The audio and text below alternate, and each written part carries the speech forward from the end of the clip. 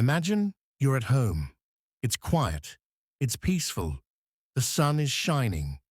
The neighborhood looks calm. My wife was in the kitchen making tea. Our dog was resting by the window, and everything felt normal. But in the suburbs, peace doesn't last long. Not when you have an HOA that treats every family like criminals for the smallest things. And not when the woman running it, our HOA president, was someone who would stop at nothing to control us. This time, she didn't just write a nasty letter. She didn't just send a fine. She went further than anyone thought possible. Because that day, she sent fake police officers to our door. My wife froze when she heard it. It wasn't a gentle knock. It was forceful, aggressive. She walked slowly to the door, peeked through the blinds, and saw two men in dark uniforms standing tall on the porch. They looked official, at least at first glance. One of them had a radio clipped to his belt. The other had a badge flashing on his chest. My wife, nervous but trying to stay calm, opened the door just a crack. "Mom, we're here under HOA orders. We need to speak with you immediately," one of them said. HOA orders? My wife was confused. "Since when did police officers work for the HOA?" she asked cautiously. "Can I see your identification?" The taller man lifted his badge, but so quickly she barely caught it. He snapped, "That's not necessary. If you don't cooperate, we'll have no choice but to take you in." Take her in? For what? For an unapproved garden flower? For parking 2 inches outside the line? None of it made sense. Her pulse raced. She tried to stall. "My husband isn't home right now. Maybe you should come back later." But the shorter one raised his voice. "We've been instructed by the HOA. If you don't step outside right now, there will be consequences." Her stomach dropped. The tone, the threat, the way they tried to push fear into her. This didn't feel like real law enforcement. It felt staged, wrong. With shaking hands, she grabbed her phone and called me. When I answered, I could hear her breathing fast, almost whispering, "There are 2 officers here. They say they're here for the HOA. They want me to go with them." I felt a chill run down my spine. HOA? Officers? That didn't add up. I told her immediately, "Listen to me. Do not leave that house. Keep them outside. I'm coming home right now." I sped through every light, my hands gripping the steering wheel. My mind was racing. Who were these men? What did they want? And then it hit me. They weren't real cops.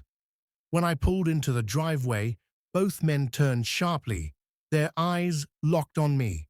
They stood firm, as if they owned the place.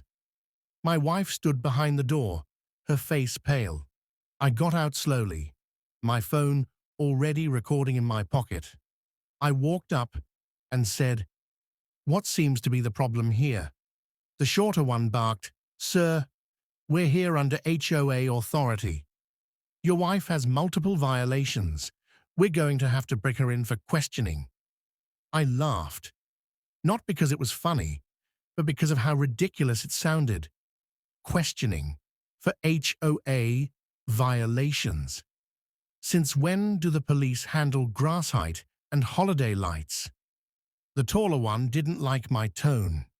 He stepped forward, trying to look intimidating. "Don't play games. We have orders. Step aside." But the closer I looked, the more obvious it became. Their uniforms didn't match the county. Their belts were cheap. And their badges. One even had a number that didn't belong to our district. So I pulled out my phone openly this time, pointing it at them. "You're being recorded. State your names and badge numbers right now." The shorter one stammered, his voice breaking.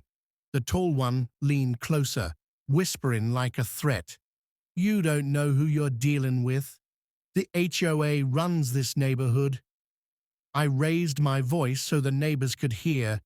You're not real cops, and if you don't leave now, I'm calling the actual police. By then, curtains were moving, doors were opening, neighbors started peeking out, some even stepping outside with phones in their hands. People were recording. The two imposters suddenly didn't look so confident anymore. I dialed 911 on speaker. My voice was clear. Yes, I have two men dressed as police officers threatening my wife at our home. Their IDs don't check out. The imposters froze. The shorter one whispered to his partner, "We should go. This is getting out of hand." But the taller one tried one last time. "You're making a mistake. The HOA is powerful. You can't win." I smirked. "Watch me." The sound of sirens cut through the street, like knives through the tension. Blue and red lights bounced off the houses, painting the neighborhood in chaos. Tires screeched, radios crackled, and within seconds, real squad cars surrounded the block. The imposters froze. Their faces went pale, panic flashing in their eyes. One of them tried to edge backward. Another muttered something about leaving, but it was too late. Neighbors had already stepped forward, blocking every path. Phones out, cameras rolling, no escape. The real officers stepped out, hands resting on their holsters, scanning the scene with the sharpness of men who had seen it all. The air was thick, buzzing with shouts, gasps, and the hum of flashing lights. My wife, who'd been holding her breath for what felt like forever, finally exhaled shakily and clutched my arm, her fingers trembling. I pulled out my phone, my recording still playing on the screen. Neighbors gathered closer, each one holding their own videos, each clip another nail in the coffin. The imposters tried to fight back with words. "It's a misunderstanding," they shouted. "We're here on official business." But their uniforms looked like cheap Halloween costumes under the harsh glow of real squad lights. Their badges bent under scrutiny, nothing more than metal toys. No paperwork, no warrants, no authority. The officers didn't need convincing. The truth was laid bare for everyone to see. Within minutes, the imposters were shoved against a squad car, handcuffs snapping around their wrists with a metallic finality. The sound of these cuffs, sharp, echoing, was like justice slamming shut. The crowd roared with murmurs, some cheering, some gasping, all of them alive with the energy of watching the lie crumble. But the real shock was still to come. During questioning, when the imposters realized there was no way out, they broke. Words tumbled from their mouths in desperate streams. And that's when the bomb dropped. They weren't acting alone. They had been paid, hired, sent here with one mission, by our own HOA president. Yes, the same woman who had written us fines for years, the same one who complained about our lights, our parking, even our dog. She had poisoned the neighborhood with her rules and her arrogance. And now she had crossed a line no one could ignore. She had weaponized fear. She had staged a fake arrest. She had tried to control us through intimidation. When word spread, it was like gasoline on fire.